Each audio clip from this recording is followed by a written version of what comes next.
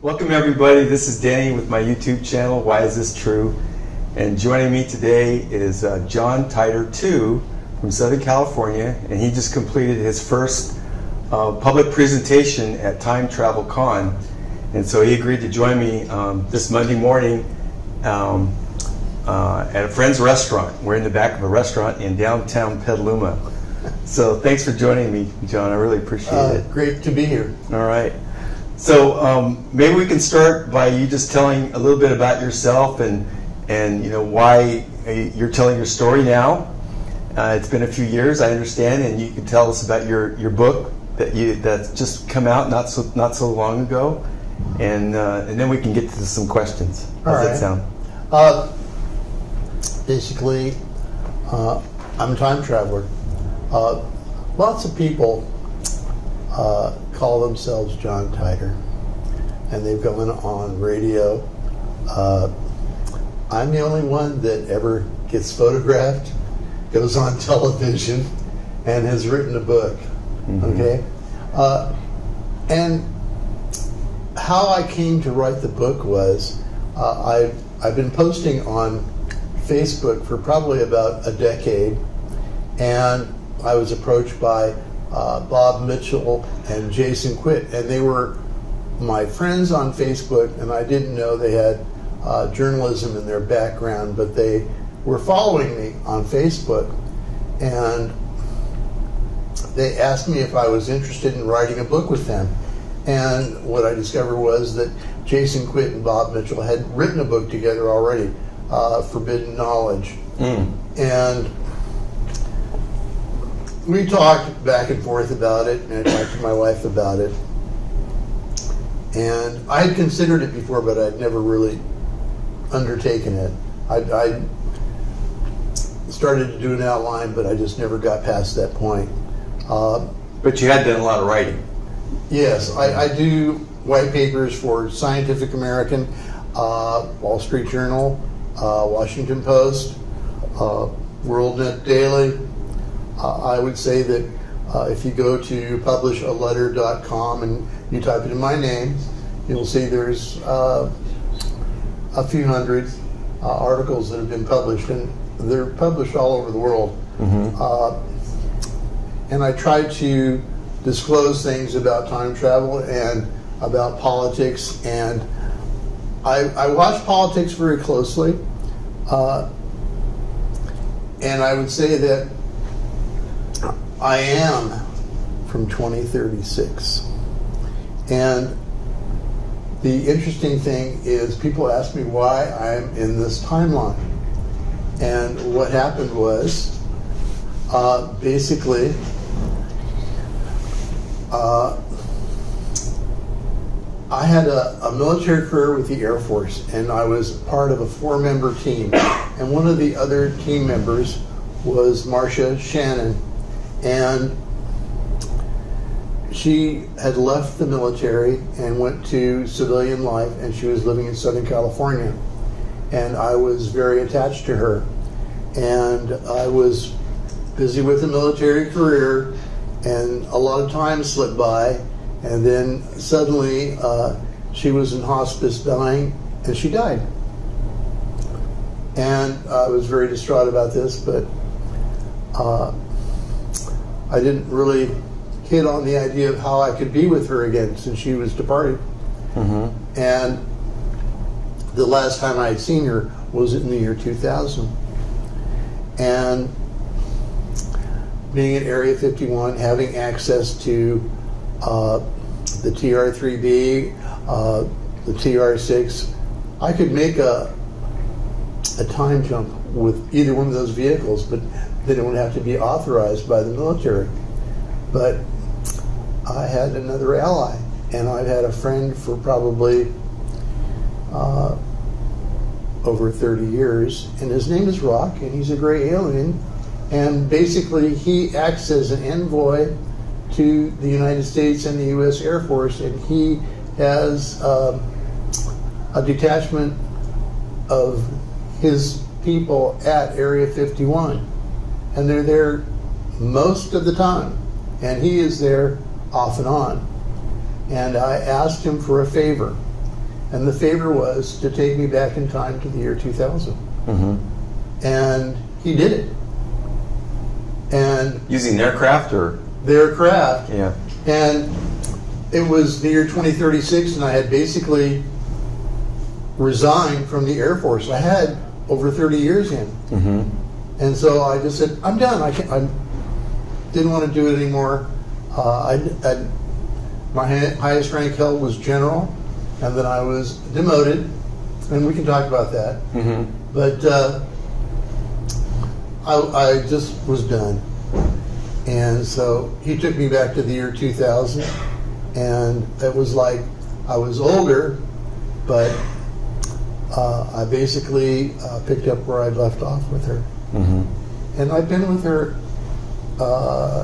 every day since. This is the first time that we've actually spent time apart. Oh, this trip. This trip, yeah. We're always together.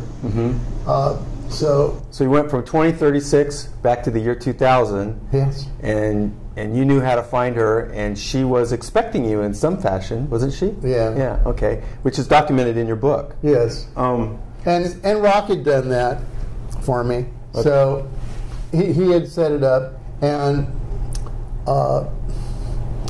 they gave me something when they brought me back, and it's kind of unique. And I moved around, and I still have it, and it's a spacecraft. Okay. And it'll do light speed and better. Yeah. And I have it. The FAA doesn't like it that I have it. The Air Force doesn't like it. I have it. Yeah. So this is the book that we're talking about. Disclosed, Chronicles of John Titor II. Right. So I've read it, and some people I know have read it, and it's a fascinating read. And there's another edition coming out. Is that correct? We were going to do a second edition on this book, and the reason is the editor, Bob Mitchell, passed away while we were creating the book. And he told Jason Quitt and I that he basically had cancer, pancreatic cancer, and everybody that I know that gets it, it takes you very fast. You're right. And 3 weeks later, he was dead. Right. And I knew that he was having trouble doing what his assignment was. And I just thought, we'll just go ahead and publish. And I had been hoping that the parts that I'd written about Trump in the book would remain. And in the book, yeah. And they didn't. Jason Quitt was adamant about taking them out. But he has since apologized to me and realizes now that we could have said it, and it would have been a little bit more notoriety. Yeah.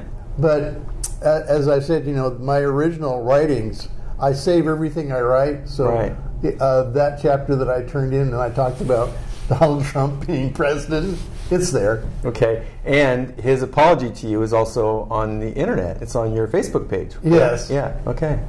All right. So that was, like a little vindication between the two of us. I would say that Bob Mitchell and Jason, prior to actually entering into agreement, they asked me every question they could think of, and they never stumped me. Never happened. They learned a lot. Do you think they're asking you the questions with the intent to stump you? Oh, I think they're risking their reputations and their careers. Oh, I see. And they didn't want anything to go awry for them, because I think that Jason's a very young man, and he looks forward to more books. And my plan is that Jason and I will release a book probably next February. And then will it be considered a second edition to this book, or a new book? There'll be a new book. I do something in that is pretty unique, and that people will like reading, and it'll be groundbreaking. I think that we live in a universe filled with different species that are intelligent and that travel, the universe. And time. And time. And time is just part of it. And you have to look at space travel, the enormous distances you have to travel. You have to be going faster than the speed of light. I don't think that anybody's ever developed the technology to do suspended animation, so to speak, and then have you woken up when you arrive. They've not ever been able to do that. They can do something similar with reptiles and fish and things like that, but on a human being, I think it's not possible. And would be, the technology, and so much would change by the time you got there that it'd be a wasted trip. Right. So John, what's your feeling about, or what do you think about the Air Force, or your handlers, or some segment of the DIA or whatever? Why do you think they are allowing you to talk about these things right now? Well, the TR-3B, you can Google it and get all the information on it. Yeah, but you're talking a lot more than just the TR-3B. I mean, you're talking about things that are... The TR-6, the Telos, okay? It's on Google. I think that we were in a time period when it was first sighted flying over Phoenix. And Fife Symington, the governor of Arizona, went out and saw it. And then the next day, at the urging of his handlers, he's repudiating it and saying, that right. And he's come around again since then. Oh yes. Okay, but back to my question. I mean, you're not just talking about advanced technologies and advanced craft. You're talking about getting assistance from Grays to do something that maybe was not approved of by the Air Force. Yeah. And here you are, sitting here with me, I don't see any handlers around. No. And you're talking. Yeah. I mean, you probably know there's some things you can talk about, some things you can't talk about. Yes. I guess we'll get to that soon enough. But so I'm just curious, why do you think, do they trust you? Oh, I think that they're forced to now. I think that the way things have worked out for me is I'm not the 800-pound gorilla, okay? I'm just the old retiree that you might as well just leave him alone now. Oh. Okay? Okay. I don't... Is it one of those, is it the old adage, if you give a man enough rope, he'll hang himself? No, not even that. Not that? Because every once in a while I get a phone call. And it's like some physicist or a group of scientists will want to ask me a question because I've been in the future, and they want to know how something worked. They just want to make sure. They approach it that way. The last time I consulted a group of scientists was on traveling from galaxy to galaxy and how it works. And that's something they struggle with in this time, okay? But they are working on it. They do simulations of it. The big problem is that there is dark matter in between galaxies, continually pushing the galaxies apart. Okay? And that's something they want to overcome. It's a navigational issue. Okay. And what I saw was all these Unix servers in banks, row upon row, and they've got all this computing power, and they're trying to do it. Crunch the navigation, not the physics, the navigation. The navigation, yeah.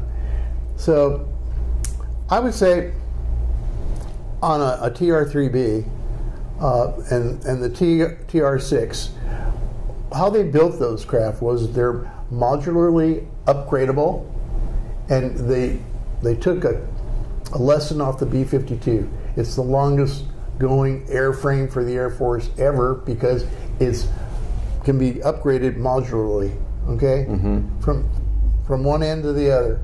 And that's how they tried to create the TR-3Bs. And at some point, like this could be better, and so they pull that out and slide the other thing in. So navigating on Earth is just as simple as, you know, punching in GPS coordinates. They use those. That satellite system is very durable and works.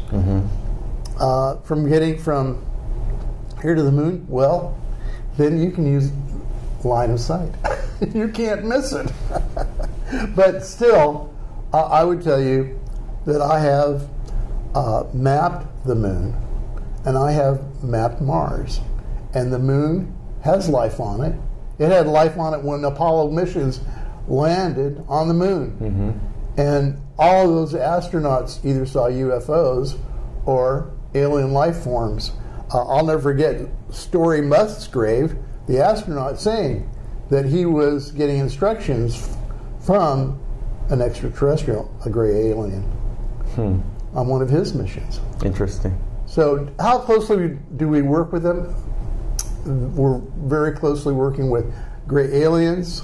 The other thing that people don't seem to grasp is that the reptilians have,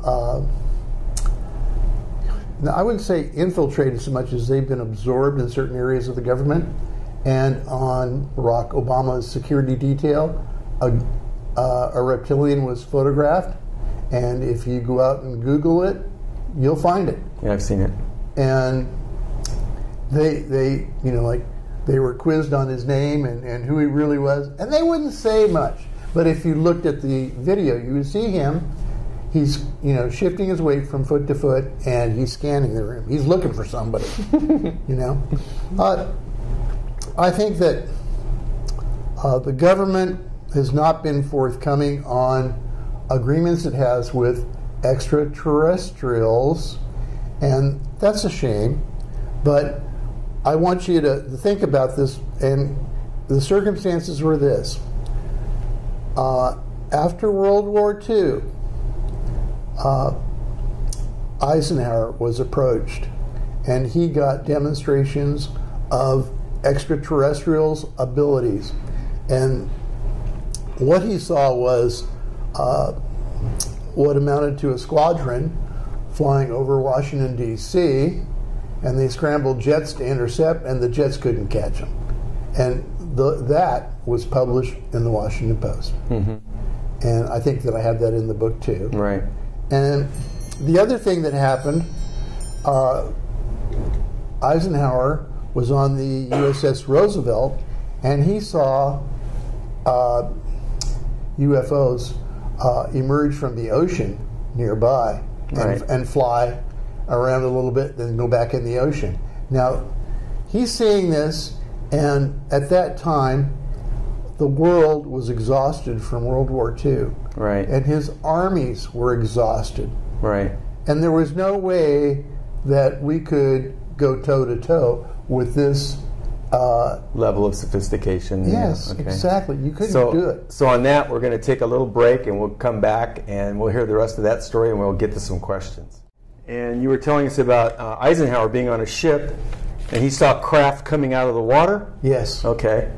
And it was a demonstration for him, I believe, more than anything else. But that wasn't the first time that was seen. And Admiral Byrd took what would be described as a task force to Antarctica. Right. And there are various dialogues on what he saw and what he encountered. And I believe that he saw similar craft there. I believe that he lost ships and planes, and that was not a place that he was welcomed, and he withdrew. I don't know that was a decisive loss for us or a win for them, but I know that he withdrew, and that for many years he would not talk about it. And I think that it's just a set of circumstances. What I do know, in the early 50s, agreements were entered into with the tall whites, okay? And the tall whites are very Aryan looking, okay? Blonde, reddish hair, a little pale looking, Nordic looking. The gray aliens, 4.5 feet tall and gray, bluish gray in some instances, and they all varied. If age says anything about them, their flesh is smoother when they're young. As they get older, it gets wrinkled just like we do. And the eyes are large, and a little diagonal on their face. The reptilians, they're similar to us. They're humanoids, no tails, scaly skin, greenish brown is what I've seen, and they are shapeshifters. The grays can do it. I'm not aware that the tall whites do it. And then we come to the Anunnaki. The Anunnaki, I would say that Akhenaten, the pharaoh, okay, he was tall, 6'5", very tall for that time period, and his cranium was enlarged in the back, and I believe that he had a large percentage of Anunnaki blood in him, and Nefertiti also, and their offspring. So this would be a way for them to do a colonization, and they have tried to do a world colonization on this planet, yes, and they failed basically, but we can talk more about that later. Okay. But what happened after World War II was that I believe Eisenhower advised the president, we're talking Truman, right, to enter into agreements with those 4 species.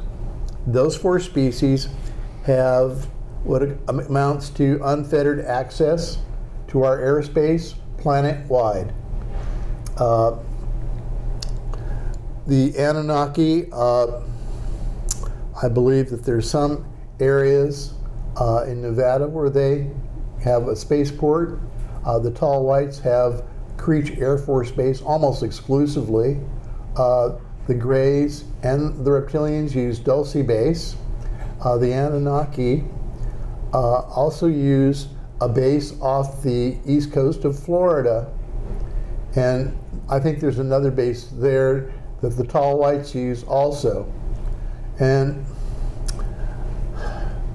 I think that the tall whites are a subspecies of the Anunnaki. Okay? And like the Nephilim of the Bible, okay? That's what they're about. And I think that their race remains to be studied thoroughly. And I've not been able to really sustain, during my career, contact with them. Have I met them? Yes. Creech Air Force Base, that's the place. They have a spaceport there. It just happens. For corroboration, Charles Hall, he said it all while he was stationed there. And he'd seen them, and it was just very happenstance, his encounters. It wasn't something that he was looking for, but eventually I think that he was able to make a friendship there over a period of time. And so I would say that he was accurate in what he presented to the public in his writings. Okay. All of these extraterrestrial species have been visiting this planet for a long time.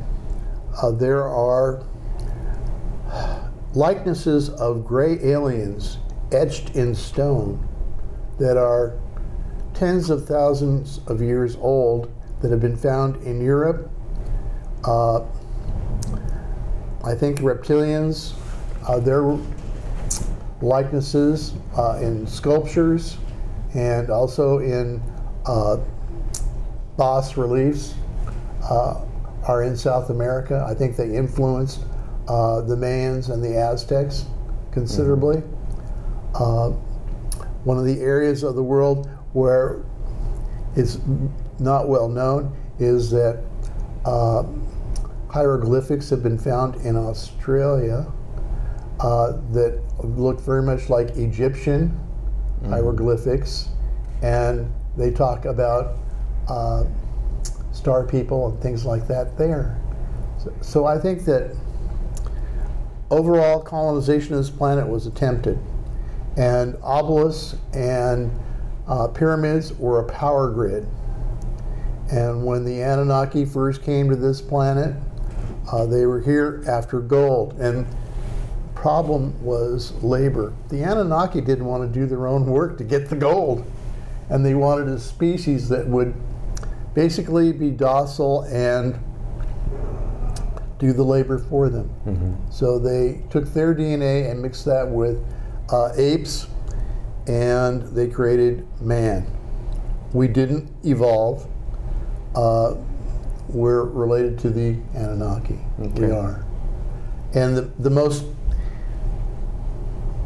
interesting thing is that they looked at our DNA, and there's a part of our DNA that never came from this planet. We have 43 chromosomes, and no other animal on the planet has that combination, not the apes. And they say the apes are our closest relatives. Well, when you combine DNA, then you get us, okay? It's just the way it is. And a lot of people, you know, would say, well, that's blasphemy, it can't be, but that's the fact. And it's a scientific fact, it's been proven. I think that in the Bible they talk about an individual, Yahweh Elohim is his name, and Yahweh had a problem with the slavery that was going on of man and putting us to work in the mines, and there was like a little civil war among the Anunnaki, and Yahweh unleashed hell on his own people. I think that Mars was devastated by just an all-out nuclear war. It wasn't solar flares, no. The first thing that I saw when I mapped Mars, and you saw that almost human-looking head there, there's a lot of statuary left over. You can see that there were cities there, you know, rapid transit, you know, things like that. It was all devastated over a short amount of time, not a long period of time. I think it went quick. I'm sure that their nuclear weapons were far more sophisticated than what we even have now. Right. But Yahweh also detonated a nuclear device in Libya, and I think that he was the one that detonated a nuclear device at Mohenjo-Daro, but I've yet to prove that. But I believe that he did it. The one in Libya, they basically looked at the background radiation and said, yeah, somebody detonated something here, but not recently. Right. But I believe that Yahweh took a contingent of Anunnaki and started over on another world. And I know what that world is, and I'll reveal it at a future time. In your new book? Yes. Yeah, okay. But one of the things, you know, like, I'm continually fascinated that our government, they are hung up on plausible deniability. George Bush, number 41, the elder, he was asked recently about disclosure and letting the people know the truth. And he just blurted out, the truth, the people can't handle the truth. Because he knows. His ex-boss at the CIA, William Colby, wanted to release information about extraterrestrials. And I believe that was part of the reason that William Colby was assassinated. And that's been some time. I would say that I was fortunate enough to have a military career in the Air Force where I got to be a pilot and also be responsible for time travel missions. Mm-hmm. And very early on, time travel missions, we thought that, you know, the grandfather effect. If you go back in time and you kill your grandfather, then poof, you're not going to be born. And we still acknowledge that concept, but we thought we could go back and observe and learn why things happened the way they did. And then we decided that, and this is a military thing, we decided that if we go back in time and change a cataclysmic event,